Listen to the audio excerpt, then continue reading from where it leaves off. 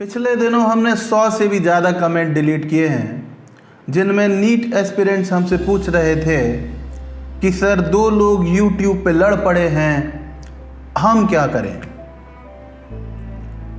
Comment delete इसलिए किए हैं कि हमारा दोनों ही लोगों से कोई सरोकार नहीं है, और कमेंट डिलीट इसलिए किए हैं क्योंकि हम नहीं चाहते कि हमारा जो चैनल है ये एकदम जिस मकसद से बनाया गया उस मकसद से भटक जाए। इस चैनल का मकसद है कि नीट एस्पिरेंट्स को होने वाली स्टडी रिलेटेड किसी भी परेशानी को दूर करना, उसके बारे में एड्रेस करना, और साथ ही साथ फिजिक्स में अगर उनको कोई परेशानी है तो उसके लिए जो संभव मदद हम लोग कर सकते हैं, इसके लिए ये चैनल हमने बनाया है।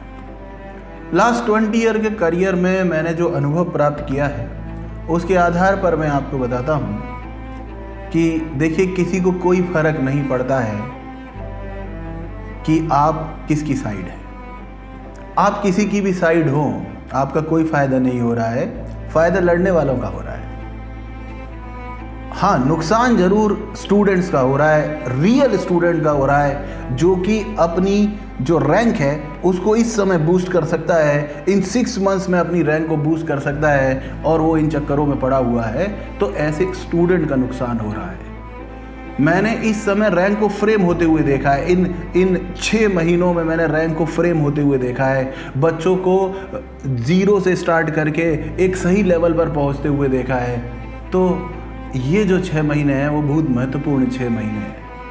इसमें किसी टीचर को कोई फ़र्क नहीं पड़ेगा कि आपने कितनी बार जाके ओपी लिखा, कितनी बार जाके लव लिखा, कितनी बार जाके इमोशन लिखा, किसी को कोई मतलब नहीं पड़ेगा। जिस दिन आपका रिजल्ट आएगा उस दिन केवल उसको लेकर घूमा जाएगा जिसकी रैंक आई है। बाकी सब पता नहीं कहाँ नेपथ्य में चले जाएंगे और उन्हें भुला दिया जाएगा। केवल हम देखेंगे कि बड़े बड़े लोग केवल अपनी गाड़ियों में उसको लेकर घूम रहे हैं जिसकी रैंक आ गई है, और बाकी सब सारे बच्चे जो लगातार ओपी, इमोशन, लव और ये वो दुनिया भर की चीज़ें लिखने के लिए लगे हुए थे, वो कहाँ पर है? कोई उनसे नहीं मिलेगा, ना ही कोई पूछेगा उनसे कि आप तो बहुत लव लिखते थे, आप तो बहुत ओपी लिखते थे, आप कहाँ हैं? नहीं, ये दुनिया चमत्कार को ही नमस्कार करती है, और चमत्कार करने के लिए डेडिकेशन चाहिए होता है, चमत्कार करने के लिए बहुत दृढ़ निश्चय चाहिए होता है, और चमत्कार करने के लिए थोड़ा स्वार्थी भी होना पड़ता है कि हम ये सोचें कि किसी इवेंट में शामिल होने पर हमें क्या फ़ायदा हो रहा है। तो स्टूडेंट्स, आपको एड्रेस करते हुए मैं ये बता रहा हूँ कि आपका फ़ायदा केवल पढ़ाई में है और किसी दूसरी चीज़ में आपका फ़ायदा नहीं। वैसे भी साल था सन 2019 का, और सरकार ने कोरोना के चलते लॉकडाउन लगा दिया, और तब से जो पूरा प्रारूप है पढ़ाने का वो बदल गया। पूरा सिस्टम ऑनलाइन हो गया, और हम देख रहे हैं कि अब इस बात से भी कोई लेना देना नहीं रह गया है कि ऑनलाइन डोमेन में जो लीड कर रहा है उन्होंने कितनी रैंक दी है, क्या रिजल्ट है, कितने सक्सेसिव ईयर्स तक आपने first rank, second rank, third rank, fourth rank, ऐसी कोई रैंक दी है। अचीवमेंट्स का कोई मतलब नहीं रह गया है। आप कितने अच्छे से बच्चे को इमोशनली अटैच कर पाते हैं, केवल इस बात की कीमत है कि आप कितने अच्छे से बच्चे को इमोशनली अटैच कर पाते हैं। आप उसकी साइकोलॉजी कितने अच्छे से समझते हैं। एक 11th और 12th में पढ़ने वाला बच्चा वैसे भी इमोशनल होता है, और उसमें उसकी कोई गलती नहीं है, उसके हार्मोन्स का संतुलन और असंतुलन ही इस प्रकार का होता है कि वह लिटरली इमोशनल होता है, स्वभाव से क्रांतिकारी होता है। जरा सा उसे लगता है कि ये चीज़ गलत हो रही है, भड़क जाता है। तो आप ज़रा थमिए और सोचिए कि किसी भी विवाद में पड़ के आपका कोई फ़ायदा नहीं हो रहा है। मैं हमेशा से कहता रहा हूं कि ऑनलाइन बहुत ही सशक्त माध्यम है, लेकिन पढ़ाई का ये एक ऐसा मीना बाजार है जहां पर हर तरीके का मीना मिलता है। आप अगर देखेंगे तो आपको इस तरह के ब्लॉग से भरे हुए मिलेंगे जिसमें कि आपको बताया जा रहा होगा कि इस कॉलेज का हॉस्टल इतना अच्छा है, आओ देखो मेरे हॉस्टल में ये पंखा लगा है और ये एसी लगा है, और भाई साहब मिलियंस ऑफ व्यू में बच्चे ने देख डाला है। क्या मोटिवेशन मिल रहा है इससे? क्या आपको पंखे को देखकर या मैस को देखकर या कॉलेज की बिल्डिंग को देख के मोटिवेशन आता है? कुछ नहीं होता है। केवल आप ये भैया दीदी के चक्कर में इतना समय अपना व्यर्थ गवा देते हो, इनके वीडियो देख देख के अपना समय व्यर्थ गवा देते हो, और इससे कोई मोटिवेशन नहीं होता है। और फिर यही एंड में जब 15 दिन बचते हैं तो लेकर आते हैं कि 15 दिन में नीट कैसे क्रैक करें। मैं शर्त लगा के कहता हूँ कि ये कहते हैं कि 0 से 15 दिन में नीट क्लियर करवा देंगे। नीट का एन भी क्लियर हो जाए, डब्ल्यू और टी तो छोड़ो, नीट का एन भी क्लियर हो जाए तो गजब बात होगी।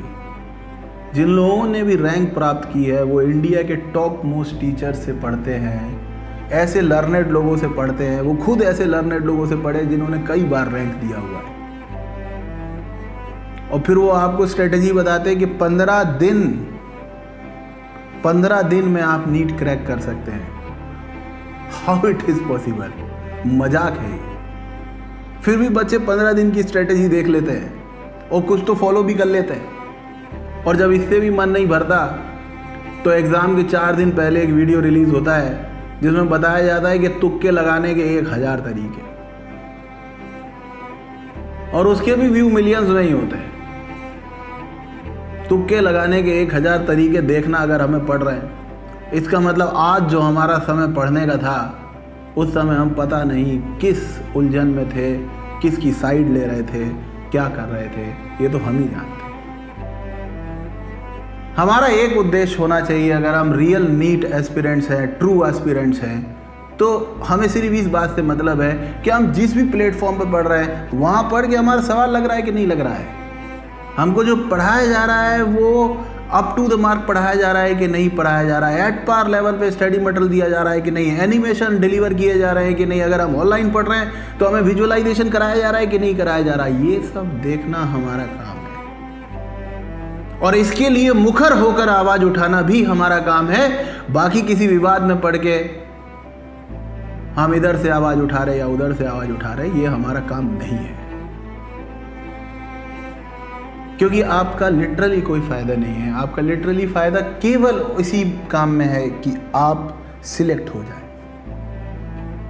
और हमने इस चैनल को सिर्फ इसलिए बनाया कि हम सिर्फ वो वाला मटेरियल डालेंगे जो रिसर्च बेस्ड होगा, हम वो वाला मटेरियल डालेंगे जिससे कि नीट एस्पिरेंट को कुछ फ़ायदा हो रहा होगा, और ना ही हम आपसे कोई समर्थन मांगने आएंगे, ना ही हम आपको कभी ये बोलेंगे कि आप ये आवाज़ उठाओ या वो आवाज़ उठाओ। नहीं, कोई आवाज़ उठाने की ज़रूरत नहीं। आप अपना काम कीजिए, आप पढ़ाई कीजिए, और आप लिटरली पढ़ाई करने के लिए ही कोई भी चैनल ज्वाइन करते हैं, तो आप पढ़ाई कीजिए, वही उसी में आपका फ़ायदा है।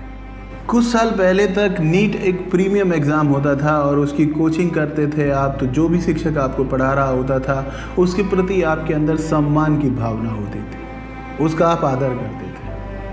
पर जब से क्लास में शायरी, डांस और भी अन्य गतिविधियां जब से चालू हो गई हैं, टीचर नहीं बचा है और पढ़ाई नहीं बची है।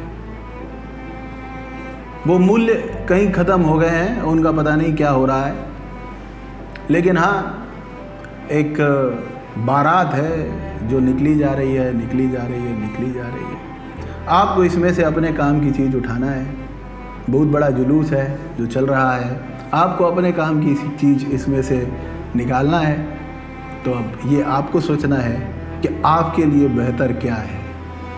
लेकिन मुझे पूरी उम्मीद है कि जो बच्चा सिलेक्शन के लिए काम कर रहा है, जिसका इतना सामर्थ्य है कि वो पूरी बायोलॉजी, पूरी केमिस्ट्री और पूरी फिजिक्स समझ सकता है, वो बाकी चीज़ें भी समझ सकता है। इसी उम्मीद के साथ कि आप बहुत समझदार होंगे, फिर किसी वीडियो में मिलेंगे। तब तक के लिए गॉड ब्लेस यू।